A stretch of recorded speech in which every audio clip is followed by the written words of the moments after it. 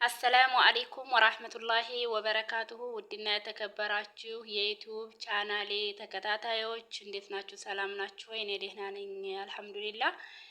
በጣም አርጌ አመሰግናለሁ። ሰብስክራይብ፣ ላይክ የምታደርጉኝ እህቶቼ፣ ኮመንት የምትሰጡኝ እህቶቼ፣ የምታበረታቱኝ እጅግ አርጌ በጣም አርጌ አመሰግናለሁ። አላህ ያክብርልኝ።